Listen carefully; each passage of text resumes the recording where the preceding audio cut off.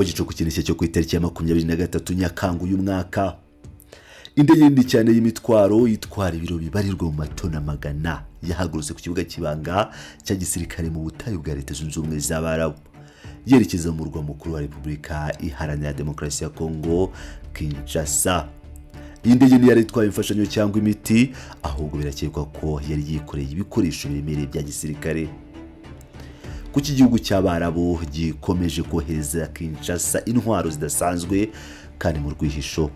Ese amasezerano y'ibanga yishe nyuma y'abasirikare 20,000 bashya bashaka kwinjira ku rugamba azahindura isura y'intambara ya M23 mu burasirazuba bwa Kongo? Reka twinjire mu mizi y'iri sesengura ryacu ry'uyu munsi. Ku itariki ya 23 Nyakanga 2026, amakuru yizewe yakuwe mu byuma kabuhariwe bikurikirana ingendo z'indege ku isi, flight tracking data, yerekanye ibanga rikomeye cyane. Indege nini y'imitwaro yo mu bwoko bwa Boeing 747-4D7 BCF igenzurwa na kampani yitwa Air One cyangwa Aerotrans Cargo, ifite nimero ziranga za ERBAG, yakoze urugendo rudasanzwe. Iyi si indege isanzwe itwara abagenzi, n'ubwoko bw'indege zakozwe cyane cyane mu gutwara imizigo iremereye irimo imodoka z'intambara, ibifaru cyangwa ibikarito binini by'amasasu. Indege yahagurutse ku kibuga cya gisirikare cyo mu kirere kizwi nka Arif Air Base giherereye mu mujyi wa Abu Dhabi. Ikora urugendo rwayo rwose ijya kugwa ku kibuga cy'indege cya Njiri mu murwa mukuru Kinshasa muri Repubulika ya Demokarasi ya Kongo. Ubusanzwe ikigo cya gisirikare cya Arif si ikibuga cy'indege gisanzwe, ni ikigo cyizewe gikoreshwa kenshi na Leta Zunze Ubumwe z'Abarabu, United Arab Emirates, mu gukora ibikorwa by'ubwikorezi bwa gisirikare bigenewe umugabane wa Afurika. Kugira ngo mwumve neza uburemere bw'iki kibuga, niryo zingiro ryakoreshejwe kenshi mu bwikorezi bakekaho bwarimo intwaro zoherezwaga umutwe wa RSF, Rapid Support Forces, urwaye intambara ikomeye yo muri Sudani. Kuba rero indege yahagurutse muri iki kigo ikerekeza Kinshasa byahawe abasesenguzi mu bya gisirikare ikimenyetso simusiga ko Kinshasa yakiriye indi shene y'intwaro. Ariko se twibaze twese, ese iyi ni iyo ndege ya mbere ivuye mu Barabu ije muri Kongo? Igisubizo ni oya. Iri si impanuka cyangwa igikorwa cyabaye rimwe ngo kirangire. Kuva mu mezi z'ukwezi kwa gatandatu uyu mwaka habayeho ingendo nyinshi zikemangwa cyane z'indege zitwara intwaro ziva muri Leta Zunze Ubumwe z'Abarabu zerekeza muri Repubulika ya Demokarasi ya Kongo. Amakuru yizewe yerekana ko mu mpera za Kamena izindi ndege z'imitwaro zifitanye isano ya hafi na guverinoma y'Abarabu zakoze ingendo zizwi nka round trips cyangwa ingendo zerekeza Kinshasa zikongera zigasubira inyuma inshuro ebyiri zikurikiranye zivuye ku kibuga cya Arif. Ibi biratwereka iki mu isesengura rya gisirikare?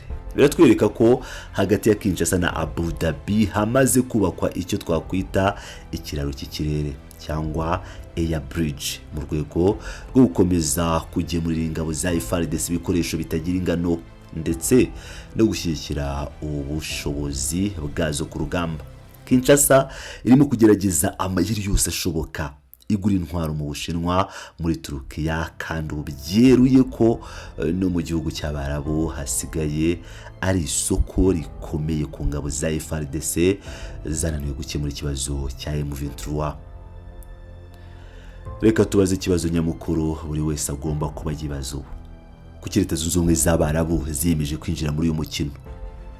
Kuki igihugu cy'ubutayu bukeneye iterambere gishora za miliyari z'amadolari mu kohereza intwaro igihugu cyo muri Afurika yo hagati cyugarijwe n'amakimbirane? Igisubizo kiri mu ijambo rimwe: ubutunzi cyangwa se inyungu z'ubukungu. Tugomba kwibeshya namba intwaro Leta Zunze Ubumwe z'Abarabu zirimo koherereza Kongo zifitanye isano ya hafi cyane n'inyungu zazo z'imari muri iki gihugu. Kuva hagati mu mwaka wa 2025 Leta y'Abarabu yasinye amasezerano menshi kandi akomeye ya za miliyari z'amadolari na guverinoma ya Kinshasa mu rwego rwo gucukura amabuye y'agaciro. aya masezerano ashingiye ahanini ku bucukuzi bwa zahabu, colta ndetse n'andi mabuye ahenze acukurwa muri iki gihugu.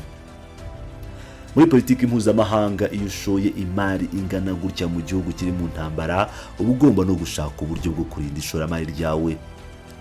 UAE yabonye ko kugira ngo izabashe kubona amabuye y'agaciro yizeye mu buryo buhoraho, igomba gufasha leta ya Kongo kubona intwaro zo kwirwanaho ndetse no gutsinsura imitwe yitwaje intwari irimo by'umwihariko M23 ibuza umutekano w'ubucuruzi mu burasirazuba bwa Kongo. Ibi niyo mpamvu yatumye aba Barabu bafata umwanzuro wo kuba kimwe mu bihugu bigemura intwaro mu buryo bw'ibanga. Nibi byo kohereza intwaro bidahagije, noneho reka mbabwire indi mishinga ikomeye aba Barabu bafite muri Kongo. Ni umushinga uzakwita inshuro ibyo mwumvaga byose. Muri Mata y'umwaka 2026 Leta Zunze Ubumwe z'Abarabu ziyemeje kandi zisinyana na Kinshasa gahunda yo gutegura inkunga no guhugura umutwe mushya udasanzwe w'inyongera ku gisirikare cya leta uzwi nka paramilitary force. Uyu mutwe ntabwo ari muto, uzaba ugizwe n'abasirikare basaga 20,000. Tekereza gato kuri uwo mubare. 20,000 ni igisirikare cyuzuye cy'igihugu cyigenga mu bindi bihugu bimwe na bimwe. Intego yatangajwe ku mugaragaro ku nshingano z'uyu mutwe uteye ubwoba ngo ni ukurinda ibirombe by'amabuye y'agaciro biherereye mu majyepfo ya Repubulika ya Demokarasi ya Kongo. Ariko se ibi nibyo koko?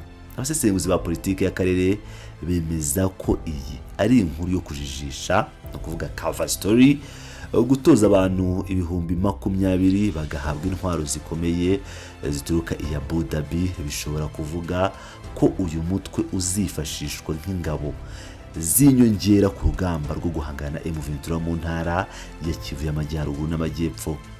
FARDC rero imaze igihe igorwa no gutsinda ku rugamba. AFC M23 nyuma yaho umutwe wa Wazalendo n'ingabo za SADC zigaragarije ko zitashobora cyangwa zitakwihanganira umuvuduko wa M23, bityo kwinjiza izindi mbaraga zingana gutya bifashishijwe cyangwa babifashijwemo n'Abarabu n'iturufu ikomeye Kinshasa zishaka gukinisha mu minsi iri imbere.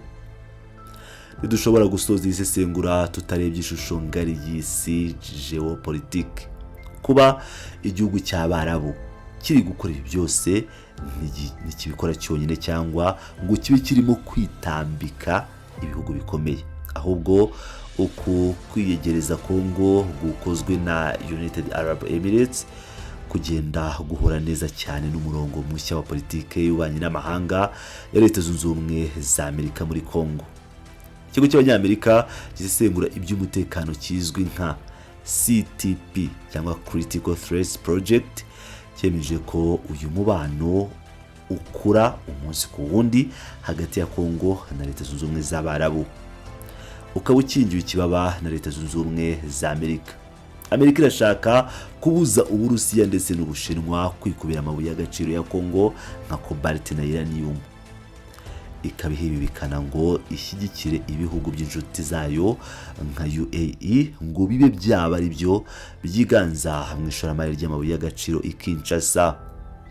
Kugira ngo ibigerweho, Amerika n'amahanga arebera ibikorwa bagomba guceceka bakirengagiza intwaro Abarabu barimo kwinjiza muri Kongo. Niyo mpamvu tubona indege za Boeing 747 zihagurukiye Abu Dhabi zigasuka intwaro injiri, ariko imiryango mpuzamahanga ikaba ntacyo bivugaho kinini. Ibi byose ni umukino w'ubukungu ukinirwa hejuru y'ubuzima n'amaraso y'abaturage b'inzirakarengane mu burasirazuba bwa Kongo. Uko ni kukuri guhagaze maginga ya intwaro zirimo kwinjira muri Kongo, ziri kwinjira binyuze mu ndege zibanga z'Abarabu zije kongera umuriro ku rugamba rwe rusanzwe rwarabuze gica. Ese izi ntwaro zizaha FARDC ubushobozi bwo gutsinda M23 cyangwa zizongera amakimbirane, kuko buri wese ashaka kurengera inyungu ze bwite z'amabuye y'agaciro. Ese aba basirikare 20,000 bashya barimo gutozwa batorezwa mu kurinda ibirombe by'Abarabu bazahinduka gute ingabo zirwana mu mashyamba ya Rucuru n'Amasisi? nibazo tuzakomeza gushakira ibisubizo iminsi yicuma. Niba ushaka gukomeza kumenya amakuru y'imvaho n'isesengura ryimbitse kuri politiki y'akarere k'ibiyaga bigari, kanda subscribe unakane kunzogera kugira ngo ujye ubona amakuru yacu bwa mbere. Sangiza iyi video inshuti zawe kandi wibuke gusiga igitekerezo cyawe muri comment aho hasi, utubwira uko ubona uruhare rw'abarabu mu ntambara yo muri Kongo. Ndabashimiye cyane, simbabure mu nkuru itaha.